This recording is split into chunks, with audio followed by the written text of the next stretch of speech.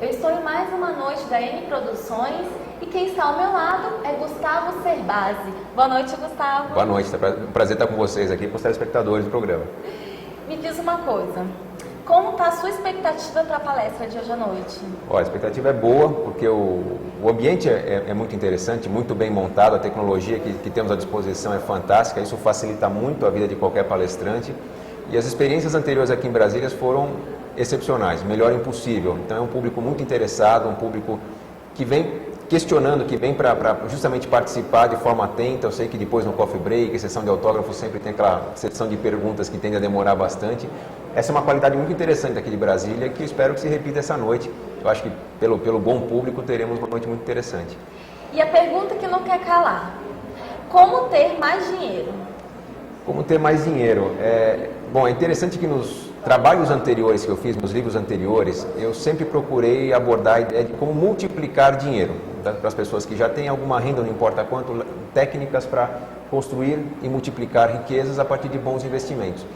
No meu trabalho mais recente com Christian Barbosa, o Mais Tempo, Mais Dinheiro, nós focamos justamente a construção da renda, como fazer dinheiro a partir do trabalho, a partir da construção de uma carreira, que pode ser uma carreira profissional ou uma carreira de investidor também. Ter mais dinheiro é uma questão de planejamento, é uma questão de construção de uma lógica de caminhos que eu vou seguir para realizar meus sonhos. A pessoa que não sabe exatamente quais são seus sonhos, ela terá mais dificuldade de realizá-los. Por quê?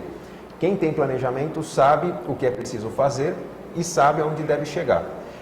Não importa se esse caminho é fácil ou difícil, mas só pelo fato de saber o que eu tenho a alcançar e saber quais são os obstáculos, isso me torna uma pessoa mais atenta aos obstáculos, atenta às informações, e todo fato novo que chega em relação ao meu sonho, ao meu projeto, ele é agregado ao meu conhecimento para que eu tente melhorar esse projeto e tentar encurtar ou fazer melhor aquilo que eu esperava.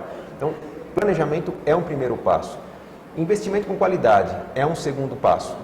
Informação, educação, para saber explorar melhor os bancos, cooperativas, corretoras de valores, imobiliárias, leiloeiros, quem quer que me ajude a multiplicar minha riqueza, mas não adianta tentar investir só com a diquinha do consultor, com a dica do especialista, porque se eu não for uma pessoa que sabe como é que funciona o mercado e não souber aproveitar a oportunidade no momento certo, eu talvez até aproveite alguma oportunidade, mas sempre depois de uma maioria que já se beneficiou daquele mercado no momento mais oportuno. Então, a educação e informação constantes são elementos importantes também. Agora, não adianta nada eu ter um bom projeto, não adianta nada eu ter um bom investimento se eu não tiver qualidade de consumo, se eu não for uma pessoa realmente feliz no meu dia a dia. Esse é o passo mais importante, porque aquelas pessoas que querem poupar excessivamente ou poupar mais do que teoricamente seu orçamento permite, pensando em construir uma vida mais feliz no futuro, são pessoas que têm uma grande probabilidade de abandonar os planos diante de uma frustração, de uma doença, uma depressão, perda de alguém querido, enquanto que pessoas que são realmente felizes, que conseguem tirar do pouco ou muito dinheiro que tem no dia a dia, prazer, felicidade, realização, objetivos de curto prazo atingidos, essas pessoas que são mais felizes, elas estarão menos propensas a atacar uma poupança, qualquer que seja essa poupança. Então, se eu poupo muito ou pouco, não importa, eu tenho que melhorar isso ao longo do tempo. Agora, não importa o quanto eu poupo, se eu não tiver qualidade de consumo, se eu não tirar prazer do meu uso diário do dinheiro, eu seria uma pessoa altamente propensa a destruir a poupança que eu faço no meio do caminho e não concretizar meus sonhos mais audaciosos. Então, essa é a lógica para ter dinheiro. Procurar tirar felicidade. Normalmente essa felicidade vem de valorizar coisas mais simples, coisas que eu já tenho, amizades, coisas que, às vezes, um momento que eu tenho para celebrar, não necessariamente o presente que eu darei na celebração. Então, celebrar, por exemplo, um aniversário de namoro, um dia das mães, um aniversário de qualquer pessoa que eu queira assim celebrar em conjunto, é muito mais interessante tirar valor desse momento se eu estiver usando a minha criatividade, pensando no evento em si como a celebração e não no presente que eu quero dar. As pessoas... Você não vai deixar de dar o presente, né?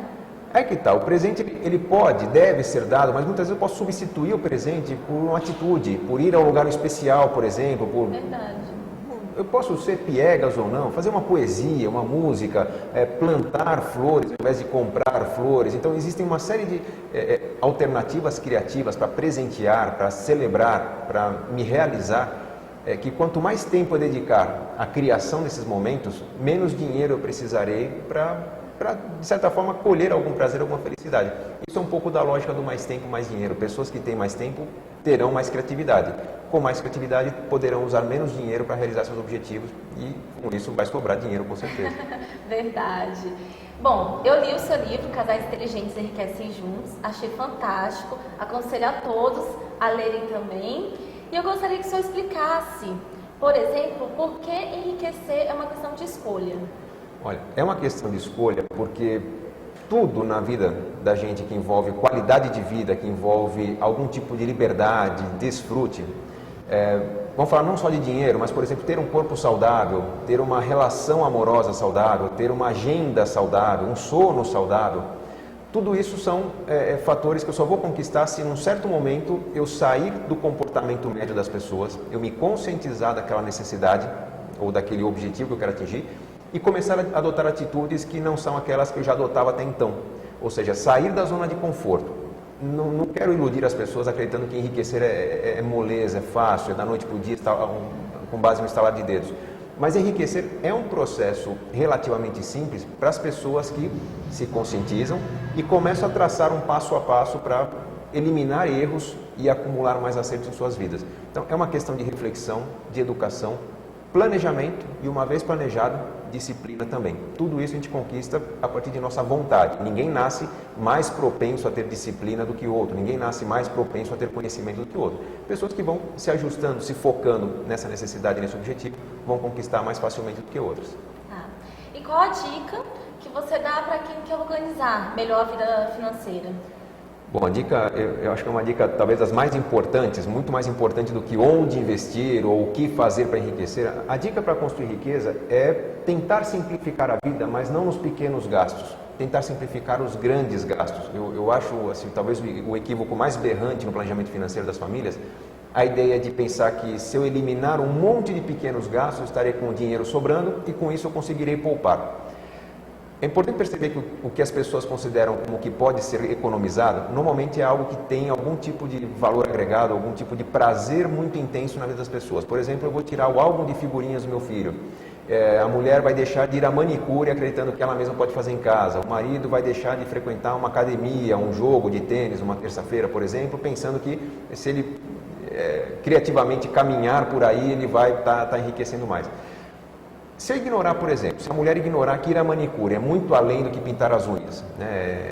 Por exemplo, ir na manicure significa ter um papo descontraído, um tipo de conversa que não se tem em casa, significa sair do ambiente de casa, alguém cuidar das mãos, ler aquela revista que eu não assino em casa, né? Tem vários argumentos. O valor de ir à manicure é muito maior do que o preço de pagar para pintar as unhas.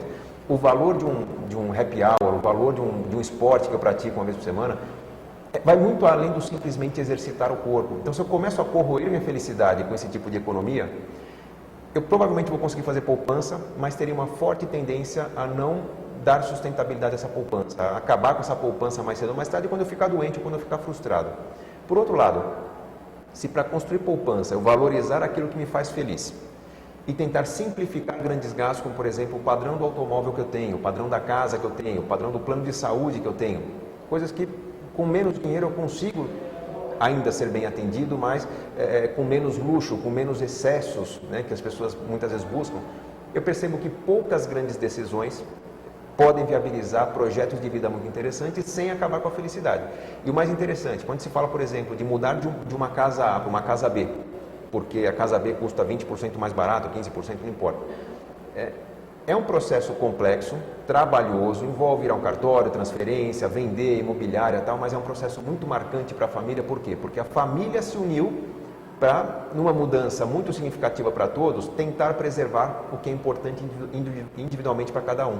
Então, a união familiar, o relacionamento está preservado quando eu tomo uma atitude mais radical, porém, que seja uma atitude da família. Então, essa é a lógica para poder sobrar dinheiro. Tentar mudar grandes coisas, entendendo isso como um projeto familiar, preservando os fatores de felicidade individuais. Ok, Gustavo, muito obrigada pela entrevista. Foi um grande prazer, obrigado.